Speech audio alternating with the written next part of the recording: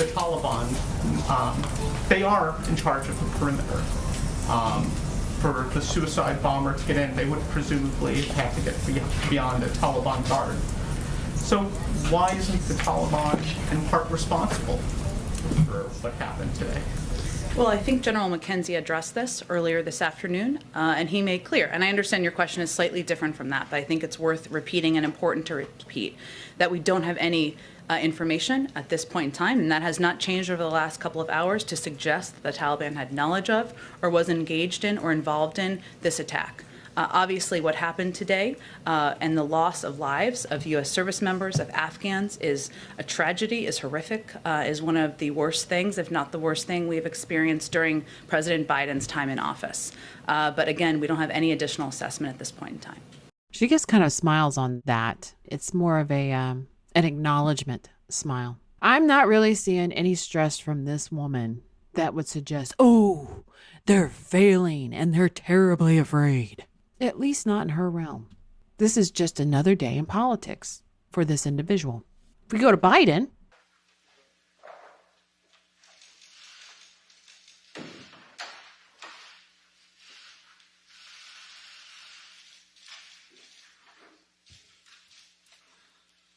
a tough day. This evening in Kabul, as you all know, terrorists attacked that we've been talking about and worried about, that the intelligence community has assessed, has undertaken an attack by a group known as ISIS-K. Took the lives of American service members standing guard at the airport and wounded several others seriously. He had also wounded a number of civilians, and civilians were killed as well. I've been engaged all day in constant contact with the military commanders here in. Now with him, we see a lot more stress. The deep breaths, the very slow speaking. And in this, we have no measure of any portrayal to even give the illusion of strength. It's a monotone. It's the minimum amount that the body is giving for this speech. Washington, the Pentagon, as well as in Afghanistan and Doha. And my commanders here in Washington in the field have been on this with great detail, and you've had a chance to speak to some so far. The situation on the ground is still evolving. I mean, the man acts like there's nuclear war has just started and that they're all going to die. We look down, we got some mouth tightness, and the particular words that he looks down on. It's defeat. Now, the reason why we did Psaki and Biden in this one video is we want to see what's going on. We could care less what they're actually saying because it doesn't matter. It's all prepared. But you saw Psaki. It's a situational stress, which means that it doesn't affect her personally, okay? What we see with Biden is an immediate stress. It's a him stress. That's why he keeps looking inward. He keeps looking down to himself. It's him. His shoulders are going down. He's trying to make himself smaller because whatever it is him. It's on him. He doesn't look at the audience and give them a mournful body language or even a fearful body language for them or us, the Americans who are losing our sons and daughters. It's always inward. It's him. So whatever has changed in this situation, the Psaki part of this administration and everything outside of it isn't affecting them in the degree that it is affecting Biden, which makes me think we won't see Biden anytime soon. And I don't even see if we have Harris real quick. We're in a situation where Afghans have been trampled, died as they rushed to flee a nation where Americans fought for 20 years. American citizens are still stuck without safe passage. I understand that you agree with the decision to withdraw, but in your assessment, what went wrong with the withdrawal? And I have a question for the Prime Minister as well. We understand you have offered help with evacuations, sir.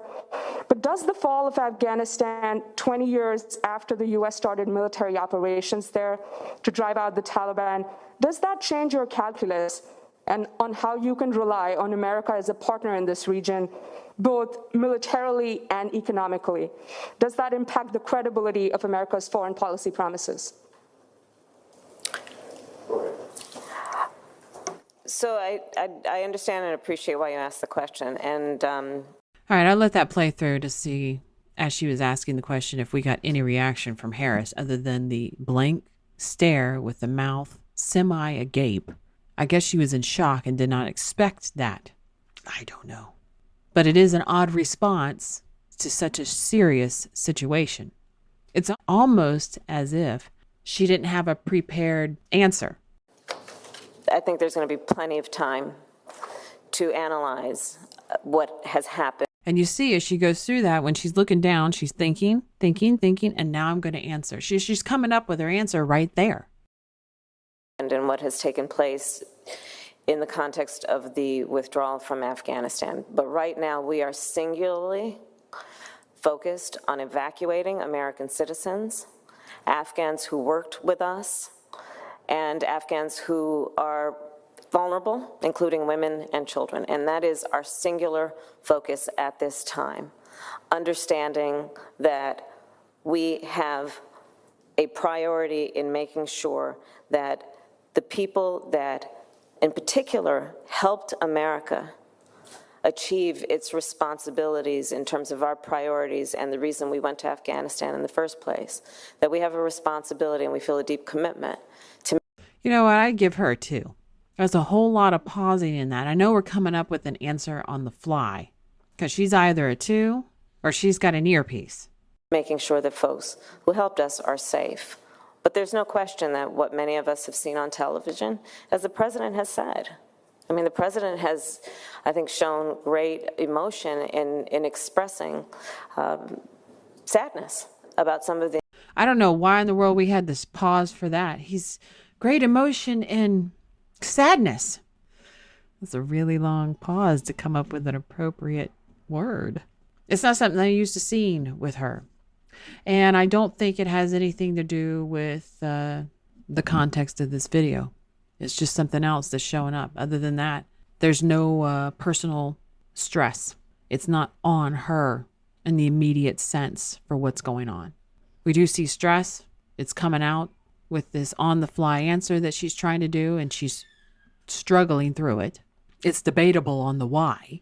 But other than that, the American government, as far as its stability and its plan for whatever is going on, is business as usual. They're stressing their way through it, and there's only one person who apparently is getting the full brunt of it.